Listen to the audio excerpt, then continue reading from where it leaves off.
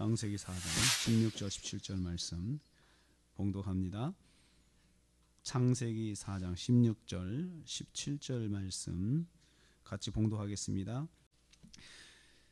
오늘 말씀은 가인의 여생에 대한 기록을 하고 있습니다. 가인의 여생이 어떠했는지 말씀으로 알려주고 있습니다. 가인 자신의 남은 삶을 어떤 내용으로 살았는지 가르쳐주고 있습니다. 첫째는 가인은 하나님 앞을 떠났습니다. 16절 말씀에 보니까요, 여호와 앞을 떠나서 이렇게 기록되어 있어요. 여호와 앞을 떠나서 에덴 동쪽 놋 땅에 거주했다. 이 말씀에 동사만 합치면요, 떠나서 거주하며 살았다, 이렇게 볼 수가 있습니다.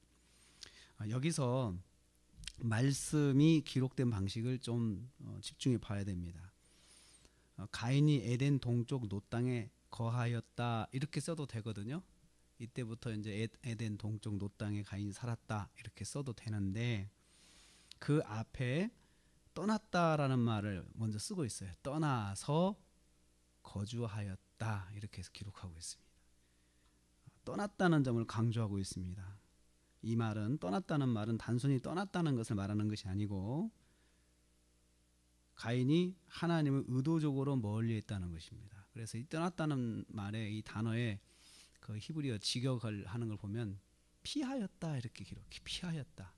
피하였다. 이게 떠난 것이 단순히 그냥 이제 떠나 살았다, 멀리 가 살았다, 이렇게 하는 것이 아니고 하나님을 의도적으로 멀리하고 사는 거죠. 그는 하나님을 일평생 멀리하는 삶을 살았습니다.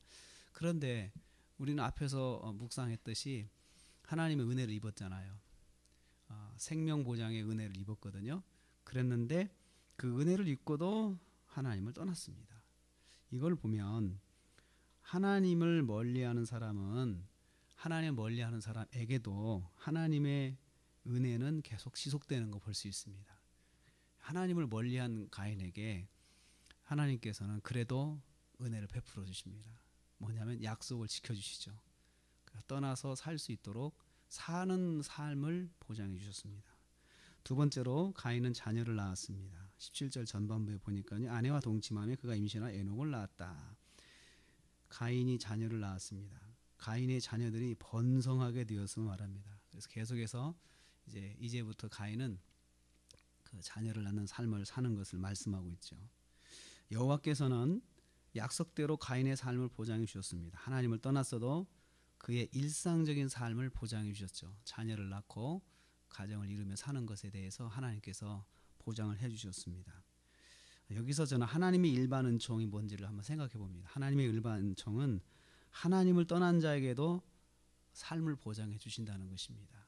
그래서 하나님의 일반 은총은 안 믿는 사람에게도 똑같은 햇빛을 취하게 하시고 공기도 주시고 똑같이 믿는 구원받은 성도와 똑같은 혜택을 받고 살게 하는 것이 하나님의 일반 은총이다, 그렇게 말을 합니다. 가인은 하나님을 떠났어도 하나님의 일반 은총의 은혜를 입으면서 살고 있음을 볼 수 있습니다. 세 번째로 가인이 성을 쌓았습니다. 17절 후반부에 가인이 성을 쌓고 그의 아들의 이름으로 성을 이름하여 에녹이라 했다, 이렇게 말하고 있습니다. 성을 쌓았다는 말이 참 여기서 이제 의미심장한 말씀입니다. 성을 왜 쌓습니까? 성은 보호가 목적이잖아요. 자기를 보호하기 위해서 자기 사는 지역을 돌을 쌓든지 나무를 쌓든지 해가지고 딱 둘러서 이렇게 보호막을 치는 거거든요. 왜 그랬을까요? 스스로 자신을 보호하기 위해서 애쓰며 살았음을 여기서 볼 수 있습니다. 동시에 이 성을 쌓았다는 것은 가인의 마음 상태를 보여주고 있습니다. 생명의 위협을 여전히 느끼고 사는 거죠. 자기가 동생을 죽여봤기 때문에 이 죽인 자의 입장에서 보면 자기도 언젠가는 누군가가 자기를 공격할 수 있다고 하는 그 마음의 불안함이 있어요. 그래서 그 불안함을 자기가 이제 해소하기 위해서 연구를 했는데 자기 집 주변을 항상 성을 쌓은 거예요. 성을 쌓아가지고 그 집에 들어오려면 항상 문을 통과해야 되고 자기 허락을 받아야 하고 하는 그런 삶을 살게 되었습니다. 하나님이 보장해 주신 삶이 있음에도 불구하고 죄인 스스로가 불안을 느끼며 사는 거죠. 그래서 그 불안을 성을 쌓아서 위로받고자 했습니다. 그리고 성의 이름을 에녹이라 했다는 말씀을 또 보면은, 에녹은 자기가 가인이 낳은 자식이잖아요. 첫째 자식인데 자식의 이름으로 성의 이름을 쌓았어요. 이건 뭘 말할까요? 성의 이름을 자식의 이름으로 졌다. 자식을 보호막으로 삼은 거죠. 또 사실 자식이지만 당시에는 이제 인구가 식구들이잖아요. 자식이지만 자식을 또 넓게 보면 사람이에요. 그러니까 사람을 많이 의지하려면 자식을 많이 낳아야 되는 거예요. 자식을 많이 낳아서 자식들을 보호막으로 삼아가지고 자기의 불안을 해소하며 살려고 했던 거죠.